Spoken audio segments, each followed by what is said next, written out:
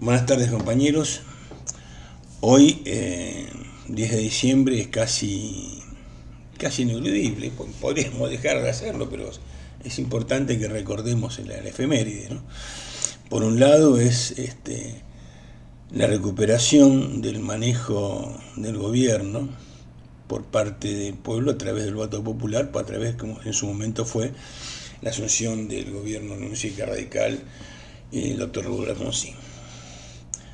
Y digo, el gobierno con todos los condicionamientos marcados por la derrota que se produjeron en los 70, pero tampoco hay que menospreciar el hecho de haberla recuperado y haber sobre todo podido juzgar a las juntas de tal manera que se sentó un precedente muy fuerte a niveles internacionales. Y es el Día de los Derechos Humanos, el derecho de las personas.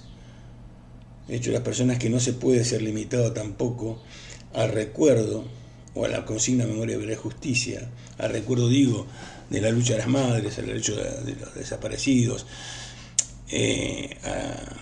a la reivindicación de su memoria, por supuesto, a la lucha donada a las abuelas y luego lucha retomada por los hijos,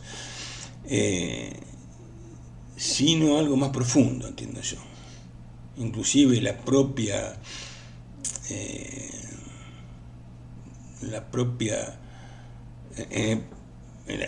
génesis de la Declaración de Derechos Humanos hay una impronta liberal, cuasi individualista, que bueno, habría que superarla. Yo entiendo que el derecho de las personas básicamente es el derecho a vivir en plenitud,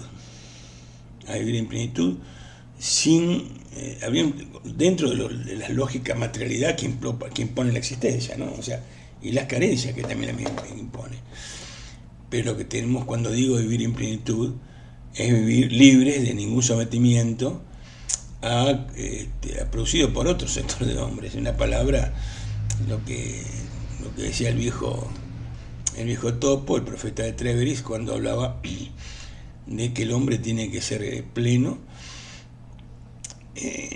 y que la historia de la lucha por esa plenitud es la historia de la lucha de clases, ¿no es cierto?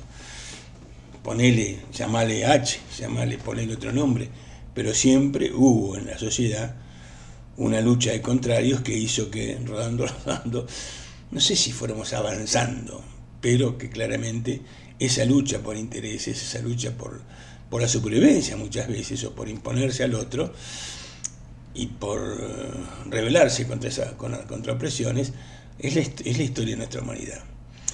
Y ese punto de vista, en esta fecha, no recordar, sino para tener vigente los derechos de las personas es crucial, porque son límites que le marcamos al poder hegemónico, no de acá. Esto es algo que no puedes tocar. No puedes tocar nuestra libertad, no puedes tocar nuestra vida, no puedes tocar nuestro derecho a vivir en plenitud. Y lo tenemos que expresar claramente. Nuestro derecho a informar, nuestro derecho a manifestar, nuestro derecho a expresarnos, nuestro derecho a ser, básicamente. Es una lectura, un tanto peculiar de lo que son los derechos, pero en fin. Y como también los derechos, también siempre se dice que todo derecho implica también deberes. Bueno, nosotros como seres tenemos el deber de ser justos y no podemos ser totalmente hombres si no luchamos por los mismos, si no luchamos por nuestros derechos. Tenemos el deber de luchar por nuestros derechos para ser hombres y no cosas. Eso es mi lectura, al menos, que creo válida. En lo fuera de lo anecdótico, no tan anecdótico, que no es anecdótico, fuera de lo principista, diríamos, hoy lo hemos escuchado a Alberto, anunciando la vacuna Sputnik, del laboratorio de Gamaleya, que se aplicaría prontamente de una buena vez. Digo que va a ayudar mucho a poder superar este evento catastrófico que fue la pandemia, que condicionó, eso sin ninguna duda que ser totalmente justos, que condicionó el accionar del gobierno. Cuando larga la pandemia, cuando larga la peste, yo escribo diciendo que la peste era un nuevo escenario en la confrontación social, de la confrontación de siempre. O sea que no cancelaba nada, por el contrario lo profundizaba, y efectivamente así fue. Los ricos fueron infinitamente más ricos, mundialmente estoy hablando, y la pobreza se agudizó muchísimo, fruto de la pandemia. Lejos de aquellos que pensaban que la peste iba a traer el socialismo y qué sé yo, no. Por el contrario, despertó de una u otra manera también lo peor del hombre, pero también, porque la realidad es muy compleja, ha profundizado la capacidad del hombre, la capacidad de la sociedad de encontrar soluciones rápidamente, por encima de que haya sido protagonizada por los monopolios de los laboratorios, etcétera, etcétera, etcétera. Lo cierto es que hemos encontrado como humanidad la posibilidad de solucionar estos temas. En cuanto a lo que anunciaba Alberto con respecto a la justicia, fue claramente que toma el camino que marcó Cristina ayer con respecto al tema de la justicia, ante una pregunta que le hace una periodista. Y es claro el tema. La centralidad de Cristina es ineludible. Y Alberto tiene suficiente sagacidad para no romper con Cristina, porque sería de una u otra manera el fracaso absoluto de su gobierno, del Frente de Todos, que es un frente, como decimos una y otra vez, muy heterogéneo, y que es el encuentro de aquellos que rechazan el tema del macrismo. Algunos rechazan mucho más fuerte que otros que tienen lazos profundos con el mismo, inclusive alguna figura del propio Gabinete Nacional, que tiene, como el caso de la ministra de Justicia, que tiene su propio cónyuge, tiene lazos más que fluidos con el propio Macri. Pero fuera de esto, lo cierto es que claramente Alberto ha tenido una actitud muy distinta a la que probablemente hubiera podido tener Macri en esta situación, y que nos convoca de una u otra manera a mirar hacia adelante desde un punto de vista optimista, pensando que realmente, pese a la pandemia, que no solamente que no se frena solamente con las vacunas, sino que podemos tener un escenario de crecimiento económico, de desarrollo y de producción, cosa que es muy, muy cierto. Pero ese desarrollo económico, ese crecimiento económico, si no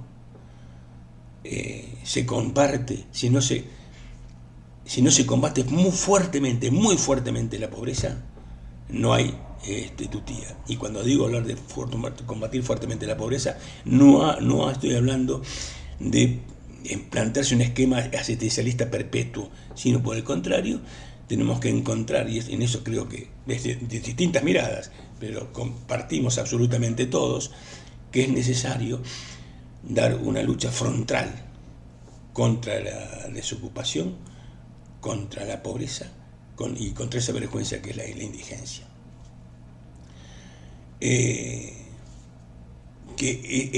Aún dentro de ese marco de crecimiento se siguen confrontando miradas. Hay quienes dicen, por ejemplo, que hay que bajar impuestos, bajar aportes previsionales. Hay quienes dicen que hay que bajar impuestos. Hay quienes dicen que hay que liberalizar los contratos de trabajo y hacer una reforma previsional, laboral. Lo siguen diciendo. Nosotros decimos que no. Cuando digo nosotros, digo aquellos que pensamos que el gobierno tiene que responder a una construcción colectiva y no al sálvese quien pueda individual. Bueno, a título menor, mucho menor, hoy menos que un poquito,